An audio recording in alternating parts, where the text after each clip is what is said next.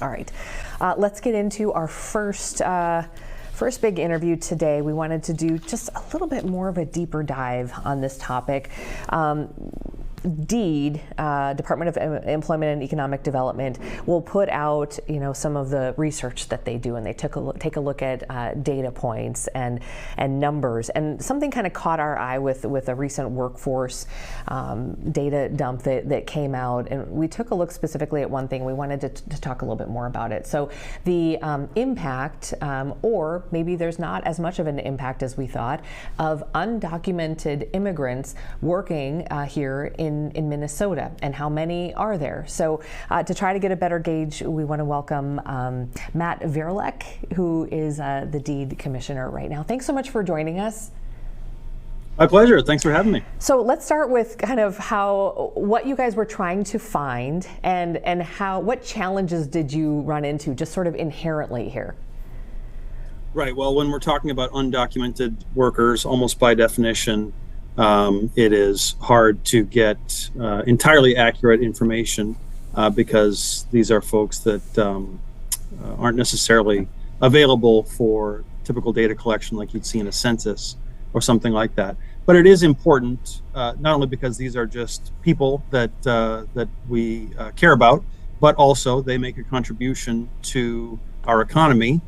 The unemployment rate in Minnesota for quite a while now has been extremely low. We are an aging state, and so some of our population are getting to a point where they are retiring, and we always need to be kind of renewing the talent pool in our state. And so with an unemployment rate right now that's about 3.1%, and I think in the period of COVID and so forth, we were as low as like 1.8%.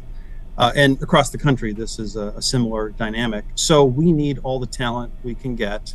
And we know that undocumented workers play an important role in a variety of sectors, especially ag and others.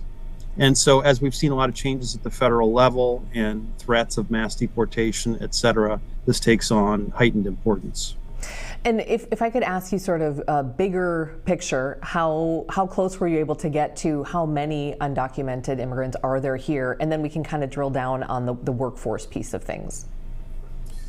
Well, it's hard to know whether the numbers that we have are in fact correct. I think there's probably no absolute truth on that, but we have estimates that indicate something between 73,000 and 95,000 would be undocumented workers in the state, something like 1.5% of the state's population. It's actually a little lower than the national average, but still important at a time when, again, we are facing very low unemployment, and a lot of employers say they have difficulty finding the folks they need to do important jobs to help our economy meet its full potential. Is there data on, as we kind of take a look at that graph to support what you were saying there, is there any data on what types of jobs? You talked a little bit about some of the industries like farming and things like that, but what types of jobs were you able to find sort of from a data perspective? Yeah, I think agriculture is one that you commonly hear about, and looks like we have some information here as well. And so across a variety of industries, including hospitality, and in a lot of cases too, if these folks don't have legal status, presumably they are maybe on the lower end of the wage spectrum.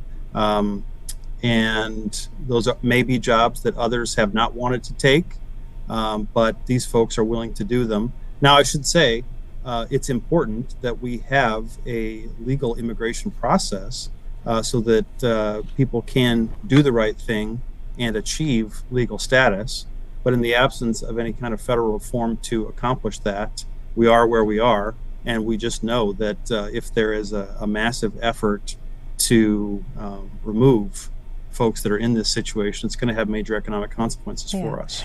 And just kind of stepping away from the data, and I think one of the reasons we wanted to spend a little bit more time here on the workforce specifically is because, as you know, just sort of with our political climate right now, this is definitely a topic that people want to know more about. And I think what's interesting from the perspective of what you guys are doing is sort of the data piece of this. And I think as you know, emotions can play into so much of this, but how important for you is it to come from a place of actual numbers, sort of as close as you can get to those numbers? Yeah, well, being grounded in the facts is very important, we think. And I have to credit organizations like the Minnesota Chamber of Commerce for probably over a decade making the case that immigration reform is important and that foreign-born workers are important to Minnesota's economy. If you look at our population dynamics in this state, like I mentioned before, we're getting older on average. But to the extent that we have grown in population in recent years, it has been from international sources. And so we, I think, need to be a welcoming state if we want to continue to grow, if we want to have those home healthcare workers, if we want to have those ag workers, and really if we just want to realize our full potential as a state.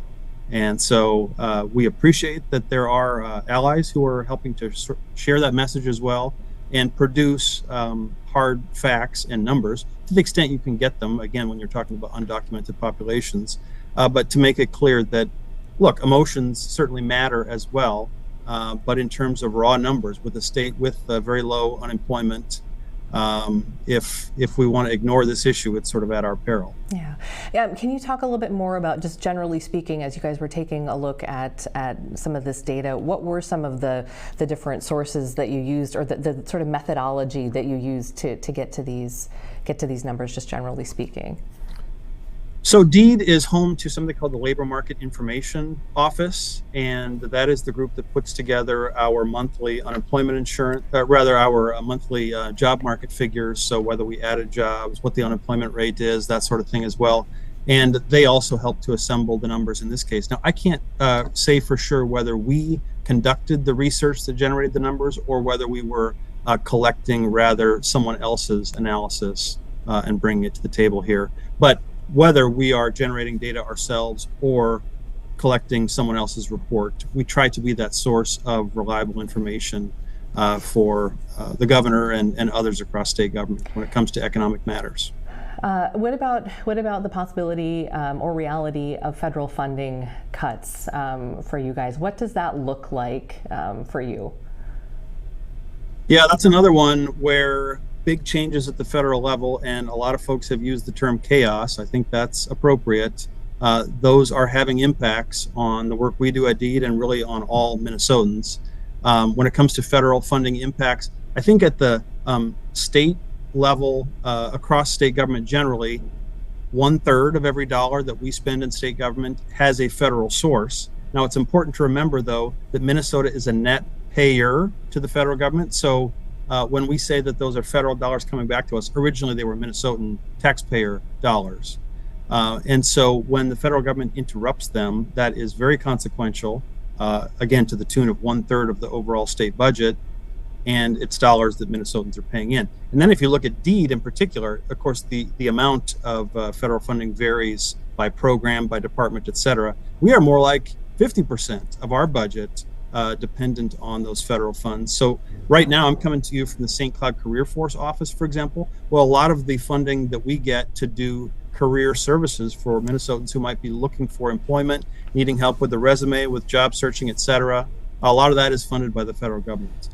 We have a unit called Disability Determination Services, which is something that we do for the Social Security Administration. That's 100% federal funded. We are home to the Office of Broadband Development, working to make sure that all Minnesotans have access to quality, reliable, affordable broadband, and not everyone does, although that's an essential modern service these days. And we have been working for over a year to secure what will be a $652 million grant from the federal level. But we continue to face a lot of uncertainty there about sort of the rules of the game, whether they will change, when the funds will be available, et cetera. So it's a big uncertainty that we are coping with. And in fact, that's kind of a theme. There's a lot of federal uncertainty these days, whether you're talking tariffs or immigration or these federal funding interruptions, et cetera. And so we're just trying to manage as best. Oh, Are we freezing up? We can't. Oh, there we go. Yeah, we got you back. Sorry, it just froze for just about 1 second there.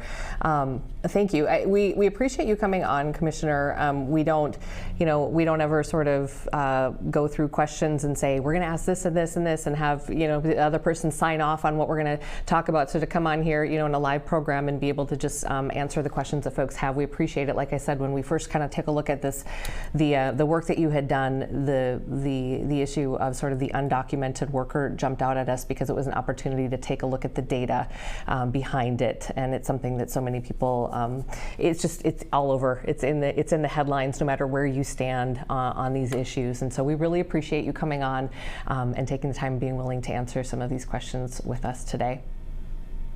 My pleasure. Thanks again for having me, and thanks for all the good info at the top there on the sports especially. Yeah, I know. Yeah, maybe we can bring you back on later. We can talk a little bit about sports too, because it's a doozy. It's a day today.